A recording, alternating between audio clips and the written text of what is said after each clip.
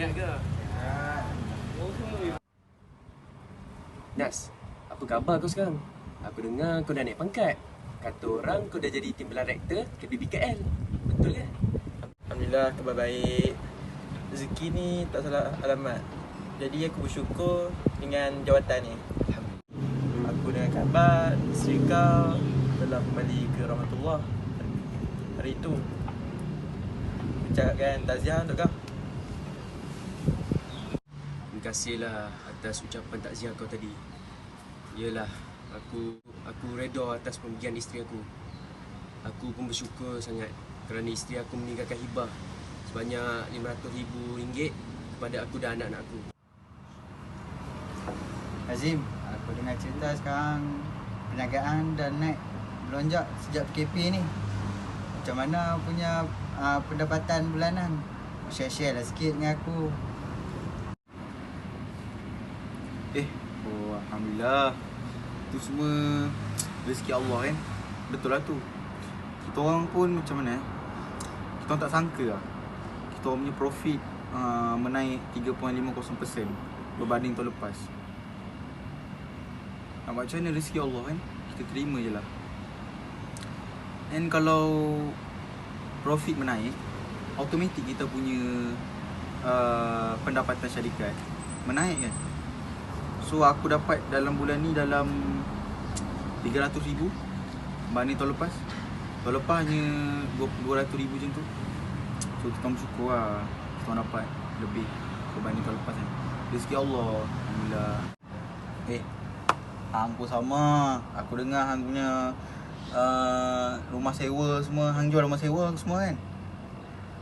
Aku dengar makin jadi hang punya perniagaan ni. Betul lah tu, aku punya perniagaan sekarang dah meningkat waktu PKP ni kan, sebab orang banyak jual mereka punya rumah. Lepas tu aku pun ambil mereka punya rumah tu, aku beli, lepas tu aku sewa. Jadi sejak PKP ni aku punya perniagaan aku hampir cecah 100,000 lah sebulan. Korang ni sembang pasal kerjaya pun bayar zakat ke tak? Bayar. Habis tu korang bayar zakat apa? Zakat pendapatan.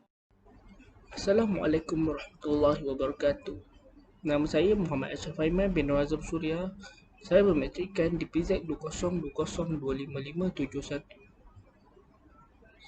Di sini saya ingin membentangkan tentang zakat pendapatan. Zakat pendapatan timbul daripada konsep zakat al-mal al-mustafad, iaitu zakat harta perolehan. Konsep al-mal al-mustafad bermaksud mewajibkan zakat ke atas mana-mana harta perolehan dari hasil usaha tanpa sebarang proses jual beli. Secara ringkasnya, ia diperoleh dengan sebabnya tersendiri seperti gaji, upah kerja, allowance, hadiah dan lain-lain. Para fuqaha telah mewajibkan zakat ke atas hasil pendapatan dan gaji. Hal ini kerana pendapatan merupakan sebuah harta yang berkembang dan boleh membawa perolehan yang lumayan, terutamanya bagi seseorang yang menyandang jawatan-jawatan profesional atau peringkat tinggi dalam sesebuah organisasi. Ia juga antara aktiviti perekonomian utama pada zaman ini, apatah lagi profesion makan gaji sudah menjadi lumrah dalam kehidupan sekarang. Zakat pendapatan terbagi kepada 4 jenis zakat, iaitu zakat harta pengajian dan upah kerja, zakat harta pemberian atau sumbangan, zakat harta kerja bebas dan zakat harta al-mustaghalat. Kewajipan zakat pendapatan telah diasaskan oleh beberapa dalil di dalam Al-Quran. Allah SWT berfirman, "Wahai orang-orang beriman, belanjakanlah pada jalan Allah sebahagian dari hasil usaha kamu, dan janganlah kamu sengaja memilih yang buruk daripadanya. Lalu kamu mendermakannya atau jadikan pemberian zakat, padahal kamu sendiri tidak akan sekali-kali mengambil yang buruk itu, kalau diberikan kepada kamu, kecuali dengan memejamkan mata padanya, dan ketahuilah, sesungguhnya Allah Maha Kaya lagi sentiasa terpuji." Selain itu, terdapat juga pada hadis Rasulullah SAW yang bermaksud, Setiap Muslim diwajibkan bersedekah iaitu berzakat. Maka para sahabat bertanya kepada Rasulullah sallallahu alaihi wasallam, "Wahai Nabi Allah, kalau kami tidak memiliki harta, bagaimana?" Jawab baginda, "Bekerjalah dengan sepenuh tenaga bagi menyara diri, kemudian bayarlah zakat." Mereka bertanya lagi, "Kalau kami tidak mampu?" Jawab baginda, "Berilah pertolongan kepada orang yang berhajat." Mereka berkata lagi, "Kalau kami tidak berupaya?" Jawab baginda SAW, maka buatlah perkara kebaikan dan cegahlah daripada keburukan. Sesungguhnya perbuatan itu bagi kamu dikira sebagai sedekah. Hadis riwayat Bukhari. Bismillahirrahmanirrahim. Alhamdulillahirabbil alamin wa bihi nasta'in ala umuri dunya waddin. Wassalatu wassalamu ala asyrafil anbiya'i wal mursalin wa ala alihi washabbihi ajma'in. Assalamualaikum warahmatullahi wabarakatuh. Nama saya Muhammad Anami Sufyan. Nama matrik saya DPZ 2020255610. Hari ini saya akan tentangkan zakat harta pengajian dan upah kerja. Dalam bahasa Arabnya wal ujuri wal rawatib amalil kasab. Zakat harta dan pengajian, upah kerja bermaksud harta yang diperolehi oleh seseorang hasil daripada pekerjaan yang dilakukannya untuk pihak lain, sama ada kerajaan, swasta atau individu, dengan melakukan sebarang usaha dalam bentuk fizikal, sumbangan idea atau kedua-duanya dalam tempoh yang dipersetujui bersama, sama ada secara tahunan, bulanan, mingguan, harian atau jam. Contoh zakat harta pengajian dan upah kerja seperti gaji, upah, bonus, tuntukan kerja lebih masa, gratuiti, pampasan, pencen, hadiah, anugerah dan insentif hasil ESOS, yakni skim pilihan saham pekerja dan sebagainya, atau apa-apa hasil yang diperolehi dengan sebab pekerjaan dan pengajian. Bismillahirrahmanirrahim. Assalamualaikum warahmatullahi wabarakatuh. Nama saya Ahmad Mukri Fahmi bin Zulkafli, DBZ 2020255155. Dalam video lakonan sebentar tadi, saya memegang watak sebagai seorang duda. Okey, dalam watak itu, duda ni telah kehilangan isterinya dan dalam masa yang sama isterinya telah meninggalkan hibah kepadanya sebanyak RM500,000. Okey, persoalannya, adakah duda itu patut membayar zakat pendapatan ataupun tidak? Jawapannya ya, kerana zakat harta pemberian atau sumbangan adalah tergolong dalam zakat pendapatan. Okey, maksud zakat harta pemberian atau sumbangan ialah harta yang boleh diperolehi oleh seseorang yang bukannya hasil daripada pekerjaan yang dilakukannya. Ia merupakan pemberian yang diterima sama ada daripada individu ataupun institusi dalam tahun semasa.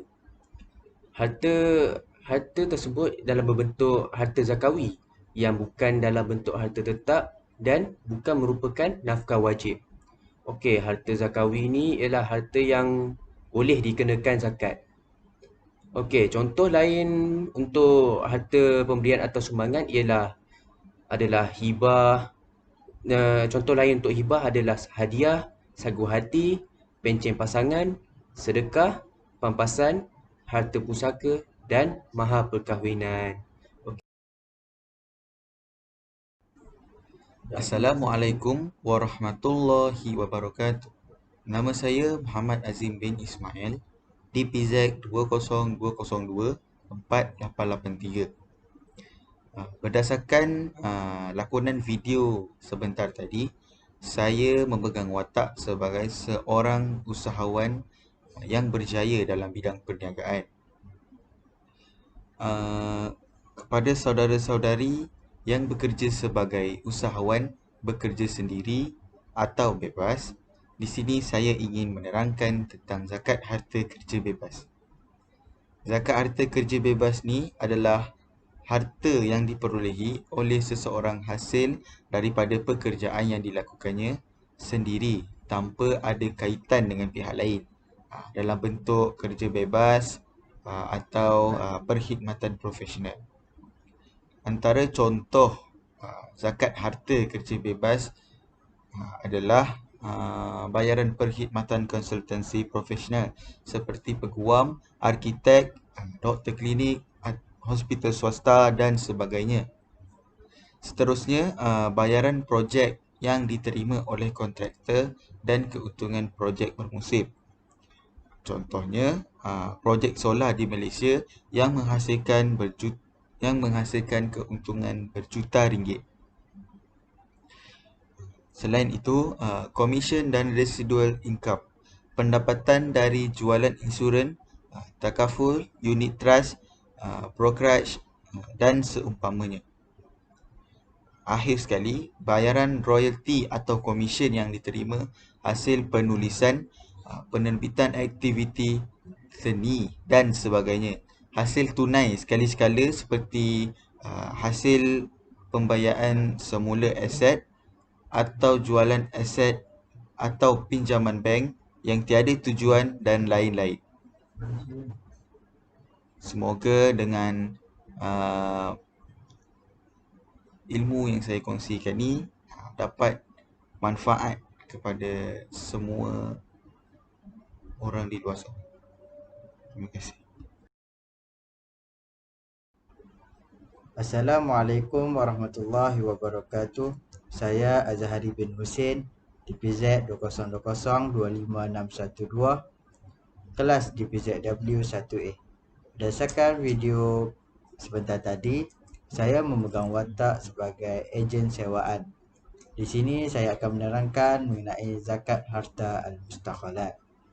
Zakat harta al-mustaqalat ialah segala harta yang diperoleh daripada harta yang tidak diwajibkan zakat tetapi mendatangkan pulangan atau pendapatan dengan cara sewaan atau jualan hasilnya. Antara contoh zakat harta al-mustaqalat ialah hasil sewaan rumah, bangunan, kilang, permis, perniagaan dan sebagainya. Hasil sewaan kenderaan, pengangkutan, peralatan, aset atau sebagainya. Oleh itu, apa yang harus difahami oleh seluruh umat Islam ialah zakat ke atas harta al-mustaqalat ini adalah tertakluk kepada harta yang asalnya tidak diwajibkan zakat. Namun, pendapatan yang terhasil daripadanya itulah yang wajib dizakatkan. Misalnya, tanah dusun yang asalnya tidak wajib dizakatkan ke atas harta itu, namun apabila tanah itu disewakan atau dipajakkan, maka hasil sewaan atau pajakan yang diperoleh oleh pemiliknya itulah yang wajib dizakatkan. Atas ilat atau alasan ia mendatangkan pendapatan dan kekayaan. Seterusnya saya akan menerangkan tentang syarat-syarat khusus zakat pendapatan. Syarat-syarat khusus zakat pendapatan ada 5. Yang pertama, Islam. Yang kedua, pemilikan sempurna. Yang ketiga, cukup nisab. Yang keempat, cukup haul. Yang kelima, pendapatan yang halal. Yang pertama, Islam.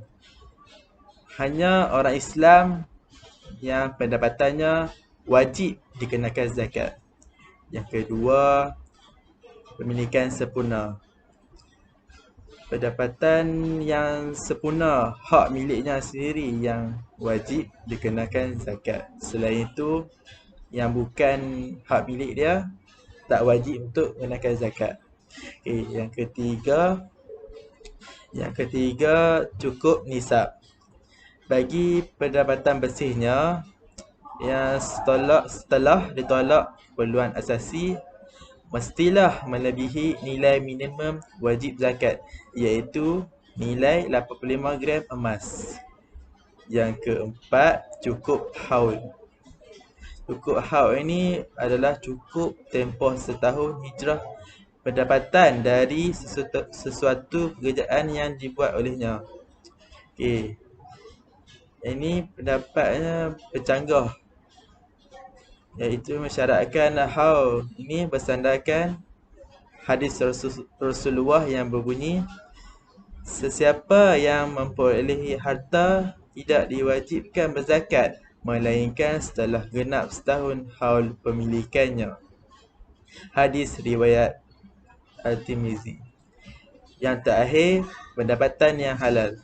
Pendapatan yang diperolehi dari sumber haram seperti riba, perjudian, ia akan ditolak pada zakat itu.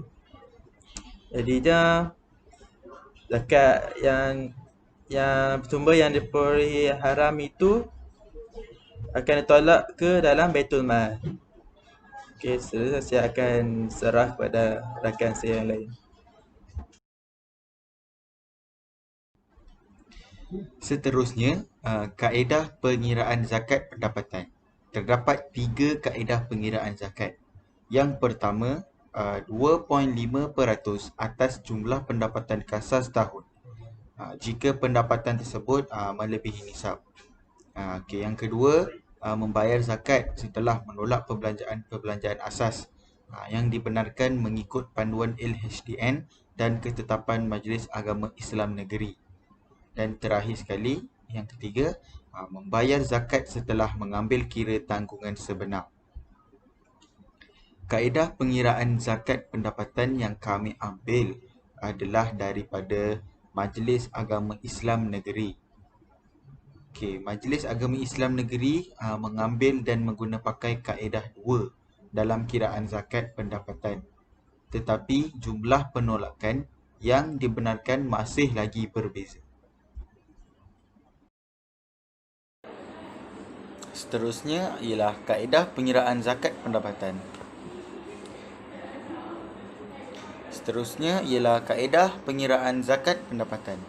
Ianya terbahagi kepada 4, iaitu A, B, C dan D. Yang pertama A ialah jumlah pendapatan dalam tempoh setahun. Contohnya seperti gaji, upah, bonus dan lain-lain. Manakala B, nombor 2 ialah tolakan perbelanjaan yang dibenarkan, seperti diri, isteri, ibu bapa, simpanan dalam industri membayar zakat. C, pendapatan bersih, iaitu A tolak B. Manakala D yang terakhir ialah zakat yang wajib dibayar, iaitu C darab 2.5%. Baiklah, seterusnya saya akan menerangkan mengenai jadual penolakan yang dibenarkan mengikut negeri. Okey, yang pertama, negeri Johor, Pulau Pinang, Kedah dan Sabah. Penolakan mengikut diri negeri tersebut ialah RM9,000. Isteri pula RM3,000 setiap seorang. Dan anak-anak RM1,000 setiap seorang.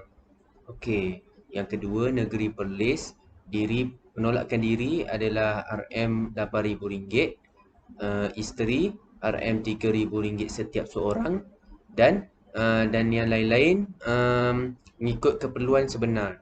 Contohnya seperti pendidikan sendiri.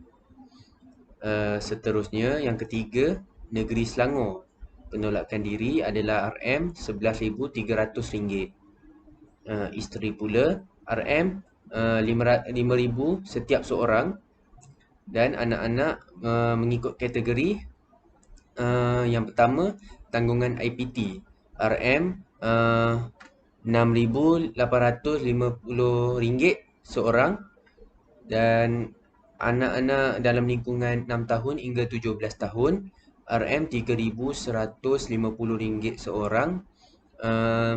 Yang ketiga, anak-anak dalam lingkungan 0 hingga 5 tahun.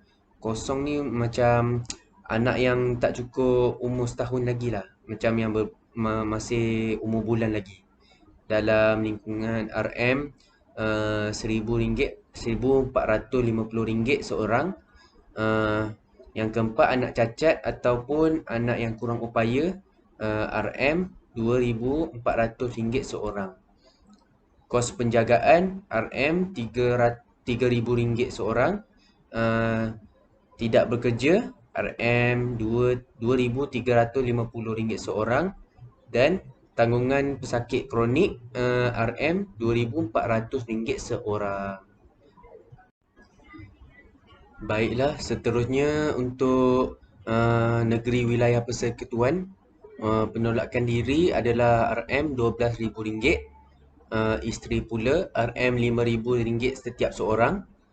Anak kategori 1 iaitu bawah 18 tahun, RM2,000.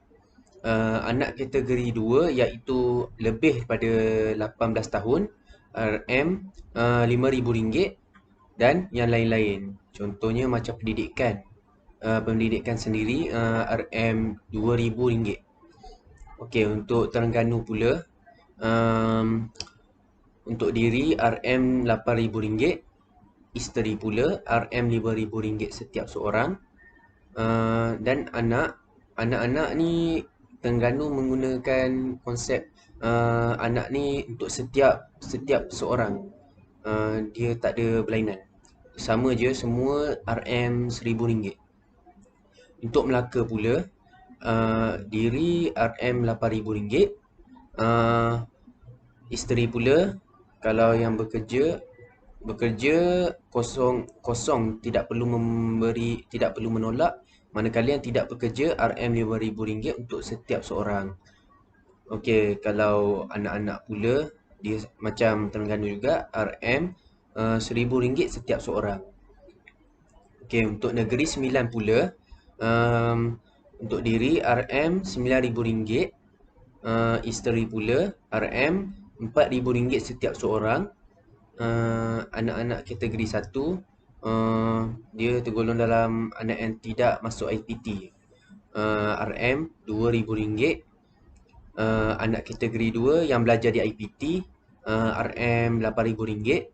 Dan yang lain-lain seperti anak OKU, RM6,000. Okey, untuk Kelantan pula, penolakan diri mempunyai 2, iaitu RM9,000 ataupun RM12,000. Okey, untuk isteri pula, RM3,000 untuk setiap seorang. Maafkan saya, untuk seorang saja.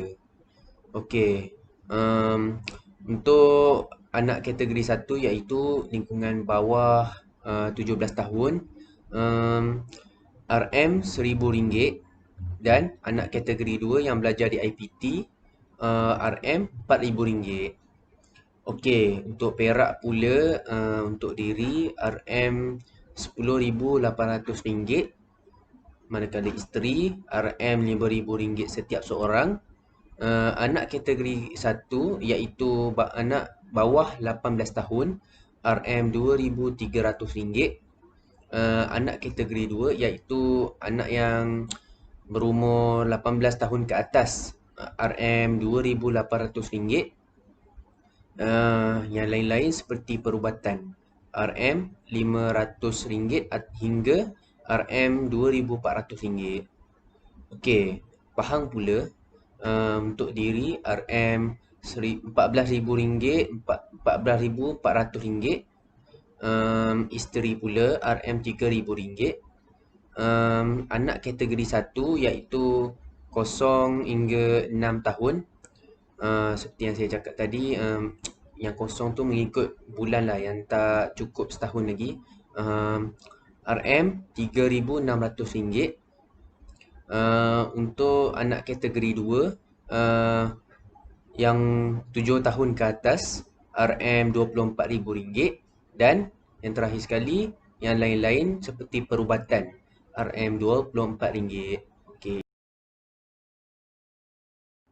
Seterusnya saya akan menerangkan mengenai cara pengiraan zakat pendapatan. Sebentar tadi telah dijelaskan oleh sahabat saya iaitu Ahmad Mukri Fahmi dan Muhammad Azim mengenai kaedah pengiraan zakat pendapatan dan jadual penolakan perbelanjaan yang dibenarkan oleh setiap negeri. Okey, di sini saya akan terangkan pendapatan bersih yang cukup nisab. Contoh yang saya berikan, Mukri mempunyai gaji bulanan sebanyak RM3,333. Beliau mempunyai 4 orang anak di bawah tanggungannya dan seorang isteri. Dia tinggal di Kedah. Harga emas semasa RM168. Kaedah yang digunakan adalah A, B, C dan D. Iaitu A adalah pendapatan setahun. pendapatan setahun cara kiraannya adalah gaji bulanan iaitu RM3,333 dikalikan dengan 12 bulan dan jumlahnya adalah RM40,000. B. Tolakan perbelanjaan yang dibenarkan oleh Majlis Agama Negeri Kedah. Yang pertama, diri, iaitu haknya adalah RM9,000. Yang kedua, isteri, iaitu RM3,000. Dan yang ketiga, anak, iaitu kalau setiap anak ialah RM1,000. Jadi kalau ada 4 orang anak, RM1,000 dikalikan dengan 4, iaitu jumlahnya adalah RM4,000. Jumlah semua sekali penolakan yang dibenarkan adalah RM16,000. C. Pendapatan bersih yang dikenakan zakat pendapatan, iaitu A, iaitu pendapatan setahun ditolakkan dengan B, iaitu tolakan perbelanjaan yang dibenarkan. Jadi RM40,000 ditolakkan dengan RM16,000 sama dengan RM24,000. Dekat sini, adakah jumlah pendapatan bersih mukri cukup nisab? Jadi saya telah nyatakan di dalam awan biru tersebut kadar nisab, iaitu 85 gram dikalikan harga emas semasa RM168. Jadi jumlahnya adalah RM14,280. Jadi jumlah pendapatan bersih mukri telah melebihi kadar nisab. Jadi wajib bagi mukri untuk membayar zakat pendapatan. Cara kiraan zakat pendapatan, cara kiraan yang wajib dibayar oleh mukri adalah zakat pendapatan bersih, iaitu RM24,000 dikalikan 2.5%, iaitu sama dengan RM600. Jadi jumlah RM600 inilah yang perlu dibayar oleh mukri bagi zakat pendapatan beliau. Seterusnya, pendapatan bersih yang kurang nisab. Okey, contoh yang saya berikan, Ashraf bekerja sebagai guru di Johor. Gaji bulanan beliau adalah RM2,500. Beliau mempunyai 5 orang anak dan selalu memberikan nafkah kepada ibu bapanya. Harga emas semasa pada ketika itu adalah RM180. Okey, kaedah yang sama, iaitu A, pendapatan setahun, iaitu gaji bulanan Ashraf RM2,500 dikalikan dengan 12 bulan dan jumlahnya adalah RM30,000. Seterusnya, B, tolakan perbelanjaan yang dibenarkan oleh negeri Johor adalah yang pertama, 1, diri RM9,000. Dan yang kedua, isteri RM3,000. Dan yang ketiga, anak RM5,000. Dan yang keempat, nafkah ibu bapa. Ini mengikut kadar yang kita selalu berikan lah. Kalau contoh, kalau kita selalu berikan kepada ibu bapa kita RM5,000, kita tuliskan RM5,000. Okey. Jadi jumlah semuanya adalah RM23,000. Jadi C, pendapatan bersih yang dikenakan zakat, ya samalah pendapatan setahun ditolakkan dengan perbelanjaan yang dibenarkan oleh setiap negeri, iaitu yang mana acap perlu menolakkan RM30,000 ditolakkan dengan 23,000 perbelanjaan yang dibenarkan, sama dengan RM7,000. Okey. Di sini kadar nisab yang perlu dibayar, kadar nisab bagi zakat pendapatan adalah RM15,300. Jadi kadar pendapatan bersih Ashraf tidak melebihi kadar nisab. Jadi jumlah di bawah paras nisab tidak dikenakan zakat. Jadi Ashraf tidak perlu membayar zakat pendapatan. Kami pencerahan mengenai zakat pendapatan. Bayarlah zakat.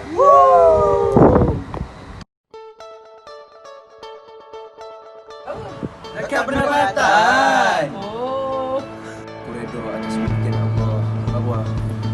Mulia Allah.